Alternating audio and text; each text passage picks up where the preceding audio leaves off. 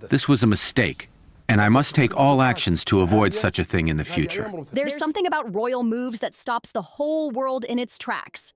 And when Princess Catherine of Wales was offered a jaw-dropping gift by a Saudi prince, the room froze. All eyes were locked on her. This wasn't just any diamond. We're talking about the Rose of Edar, a rare, stunning pink diamond dripping in white gold filigree and flanked by smaller diamonds totaling over 20 carats and valued at more than £2 million. Whispers flew around the palace halls the second that velvet box was cracked open under those glistening chandeliers at a high-stakes diplomatic reception. The diamond shimmered like a spotlight. It was a gift meant to dazzle, impress, maybe even influence. But Catherine, she didn't flinch. Instead of chasing the flash, she dropped a power move that had even the Saudi prince nodding in admiration. She didn't just decline the necklace, she flipped the script with a masterclass in royal diplomacy. Rather than accept the flashy jewel, Catherine gracefully reached for a far more modest item, a hand-woven silk shawl dyed in deep indigo and stitched with traditional Saudi designs. That's the one she chose to honor, quietly but boldly showing respect for heritage over extravagance. It wasn't just a no to the necklace, it was a statement. And then came the twist. Catherine didn't stop there. She sent the prince a return gift, a custom set of sterling silver cufflinks, handcrafted in London and etched with Celtic knots, symbols of unity and eternity. These small moves said everything without needing a single word. Catherine didn't just make a decision, she sent a message to the entire world. Real diplomacy isn't about flaunting wealth, it's about making genuine connections. So let's break it down. From that glitter-drenched offer to the heartfelt exchange that turned heads across continents. First, we gotta talk about the gift itself. The Rose of Jeddah wasn't just a necklace. It was a power statement dressed in pink sparkle. Pink diamonds are some of the rarest stones on Earth, and this one? Straight from Australia's legendary Argyle mine, flawless and glowing like a desert sunset. The blush tone hit different under the lights, soft, royal, and unmistakably priceless. Designed by a world-famous Parisian jeweler, the necklace blended luxury with symbolism, delicate curves, archways, and star-like patterns, all pulled straight from traditional Saudi architecture. Every gem was carefully placed to reflect not just wealth, but the kingdom's deep-rooted culture and love for opulence. Sources close to the Saudi royal family made it clear this wasn't just about stones. This necklace was meant to honor Catherine's grace and symbolize growing ties between the UK and Saudi Arabia. It was diplomacy in diamond form. But in Saudi tradition, this goes deeper. Lavish gifts are part of the culture, a grand way to show hospitality, respect, and status. Royals in the region have long gifted high-end jewelry to visiting figures, from Queen Elizabeth II receiving sparkling diamond sets to Princess Diana's iconic sapphire suite. So when the prince brought out the Rose of Jeddah, it wasn't random. It was a royal-level peace offering, a move to strengthen ties and tip his hat to Britain's future queen. But here's the real twist. That glittering necklace didn't just sparkle, it came with strings attached. Accepting a gift that grand isn't just a sweet gesture. It can come across like signing an invisible contract, a quiet expectation of favors returned. And for Catherine, future queen consort, that's a high-stakes gamble with serious consequences. Royal protocol, especially since it was tightened in 2003, warns against accepting over-the-top gifts. It flat-out urges royals to consider the giver's true motives and how the public might take it. And with cameras rolling and global headlines ready to pounce, the pressure on Catherine was next level. See, Catherine isn't just a royal in pearls and heels. She's a worldwide icon, and everything she does gets picked apart. Accepting a £2 million necklace, especially from a country like Saudi Arabia with a complicated human rights rep, could have triggered backlash fast. The headlines would have written themselves. So when the prince presented that velvet box, the whole room shifted. The atmosphere froze. Chandeliers glittered above while dignitaries held their breath. The prince smiled.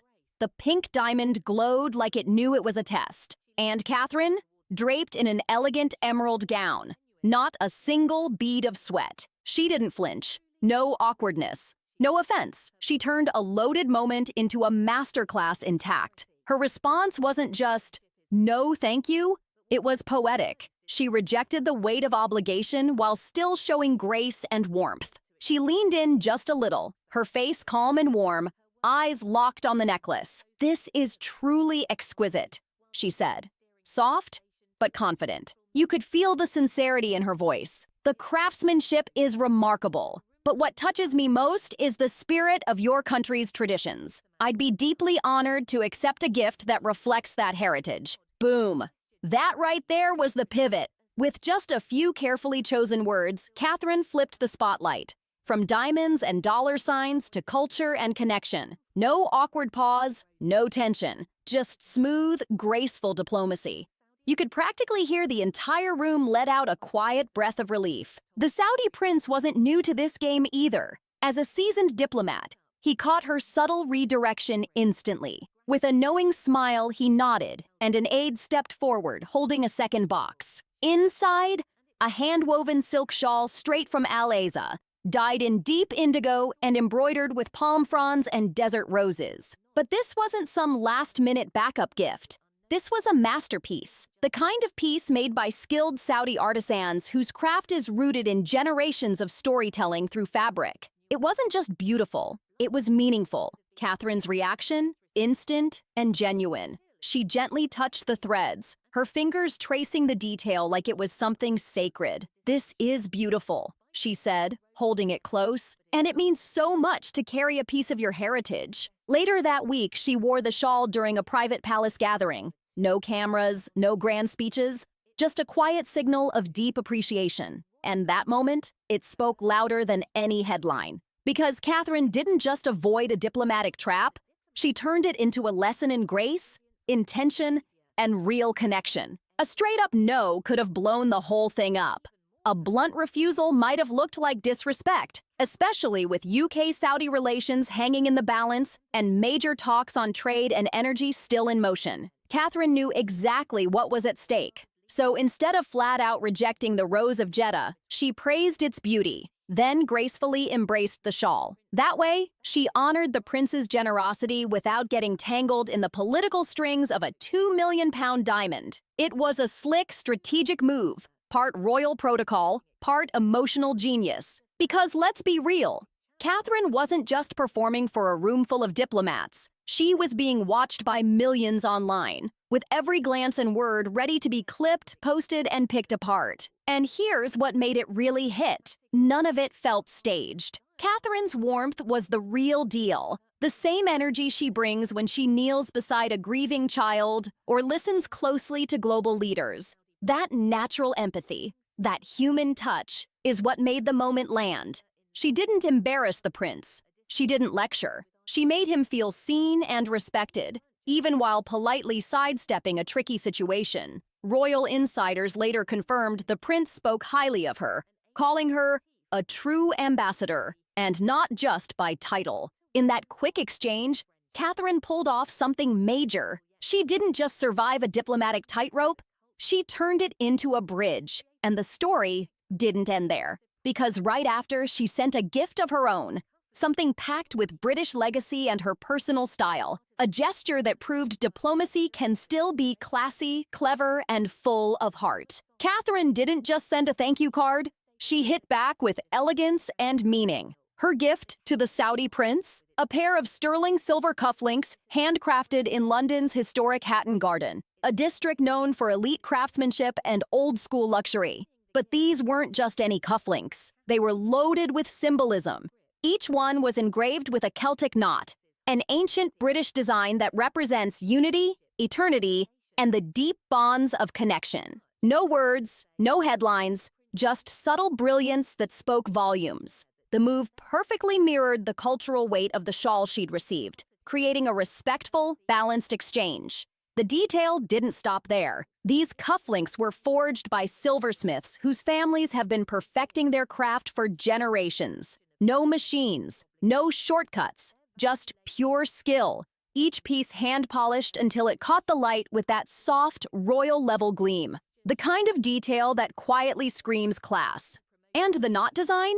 That wasn't random. It linked directly to Britain's deep-rooted heritage, the ancient myths, the rolling landscapes, and the timeless spirit Catherine embodies. But the final touch? That's what made it unforgettable. Alongside the gift, she included a handwritten note, penned in her elegant script, thanking the prince for his warmth and hospitality, and expressing her hope for a continued friendship between their nations. Insiders said the prince was genuinely moved, because in diplomacy, reciprocity isn't just about manners. It's a power play. Catherine's gift followed every royal rule, classy, thoughtful, and never too flashy, while still packing a meaningful punch that left a lasting impression. The true power of Catherine's gesture wasn't in the price tag. It was in the meaning. The cufflinks, much like the shawl, weren't about flash. They were about depth. They reflected tradition, connection, and a quiet confidence. The same qualities that define Catherine's public image.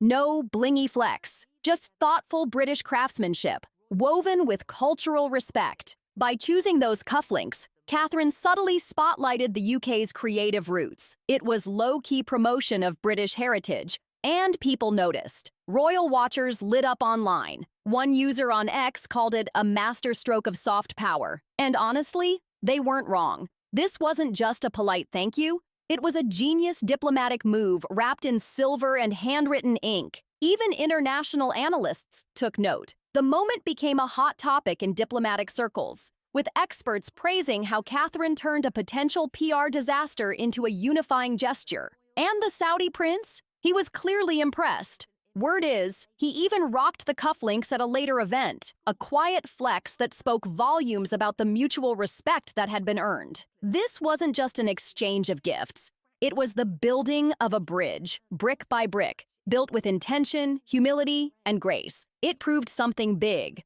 Sometimes the most powerful moves are the ones done quietly, with care. So why did Catherine, Princess of Wales, turn down a £2 million pink diamond necklace that shimmered like royalty itself? Simple. It clashed with everything she stands for. Catherine's brand isn't built on luxury, it's built on relatability. School pickups, Zara coats, and honest talks about mental health. Taking a diamond like that? It would have cracked that image in seconds, especially in a world still dealing with real financial pain. Catherine knew the game. And she knew the risk. In a world where optics are everything, one wrong move can spark chaos. She understood that the public, quick to pounce, might see extravagance where she saw diplomacy. But this wasn't just a gut decision. Royal protocol had her back. Those 2003 guidelines, they weren't made for nothing. After scandals like the infamous 1980s Omani sports car fiasco, the palace tightened the rules. Lavish gifts, especially from powerful countries like Saudi Arabia, can be seen as strings waiting to be pulled. That's why the rules push for caution. Gifts can become diplomatic IOUs, and that's the last thing the monarchy needs. Saudi Arabia holds serious weight. Oil deals, defense contracts, global influence. A wrong move here could throw off the delicate balance. Catherine's graceful refusal didn't just protect herself, it protected the crown. By choosing the shawl over the £2 million necklace, she preserved the monarchy's image of neutrality and integrity. But let's zoom out. There's also the world stage. Saudi Arabia's human rights record is constantly under the microscope, especially after the 2018 killing of journalist Jamal Khashoggi. Had Catherine accepted the Rose of Jeddah, she could have faced the same heat the Countess of Wessex did in 2012, after that Bahrain jewel mess. And Catherine? She's too media-savvy to miss that. She likely saw the tweets, headlines, and think pieces forming in real time, and shut it down before it could even start. That's why people respect her. She thinks ahead, and she moves smart. On a deeper level, this wasn't just about royal rules. It was about who she is. Catherine values authenticity. You see it in how she parents, how she works behind the scenes with charities, how she shows up when no one's watching. That hand-woven shawl? It wasn't a downgrade. It was a symbol, a clear message that for Catherine, meaning beats money every time. This wasn't just about dodging a diplomatic landmine. It was about living her role as a true connector between cultures. Catherine's refusal didn't feel stiff or rehearsed. It was graceful, thoughtful, and full of heart. A move rooted in doing right by her family, her country, and the global stage she walks every day. And the world? It ate it up. From London's buzzing newsrooms to the sunlit cafes of Riyadh, people couldn't stop talking about the moment Catherine turned down the rose of Jeddah and embraced a cultural exchange instead. It wasn't a scandal, it was a sensation. British tabloids ran with bold headlines like Catherine's classy snub and a lesson in royal grace. The more serious press, like the Times, praised her as the queen of soft power. And halfway across the world, Saudi media lit up too. Outlets like Al Ard applauded her shawl acceptance as a nod to our artisan's legacy. The story went global, not just with the usual royal watchers, but with diplomats, analysts, and everyday people chiming in. It wasn't just a royal moment. It was a diplomatic masterpiece. And of course, the internet exploded. On hashtags like a Catherine K class, Jock Royal Diplomacy, and Shawl Over Diamonds trended for days. Millions of views, endless reposts, and fan-made graphics showing off the intricate patterns. People were even zooming in on the cufflinks, decoding the symbolism behind those Celtic knots. One viral post said it best. Catherine didn't just say no to a diamond. She built a bridge between nations. Now that's how royalty is done. One Saudi fashion blogger even dropped a whole breakdown video of the shawl's stitching, highlighting its deep cultural roots, and racked up thousands of likes in hours. But the online buzz wasn't just about what Catherine wore or what the prince gave. It was about what it all meant. In a world full of tension, this was a rare display of mutual respect and cultural understanding. Experts jumped in fast, dissecting the moment like it was a diplomatic playbook. Political analysts, historians, even professors, all weighing in on the quiet genius of Catherine's choices. Dr. Aisha Al-Mansouri, a respected Riyadh-based political analyst, put it bluntly, by accepting the shawl over the diamond, Catherine uplifted Saudi Arabia's cultural narrative, directly supporting their Vision 2030 goals to push heritage into the global spotlight. Meanwhile, back in the UK, Professor James Hartley, a top royal historian, called the cufflinks a masterstroke. Simple, symbolic, and deeply British. The understated silver, the Celtic knots. Every detail aligned with the monarchy's values of elegance without excess. Some analysts even drew throwback comparisons to Queen Victoria and her diplomatic gift exchanges with Ottoman sultans. Careful, intentional, and powerful. But they all agreed. Catherine's move was uniquely modern. She's navigating diplomacy in an era where every glance and gesture is instantly clipped, shared, and judged by millions online. Catherine's move wasn't just smart, it was transformational. Her refusal of the diamond wasn't a cold shutdown.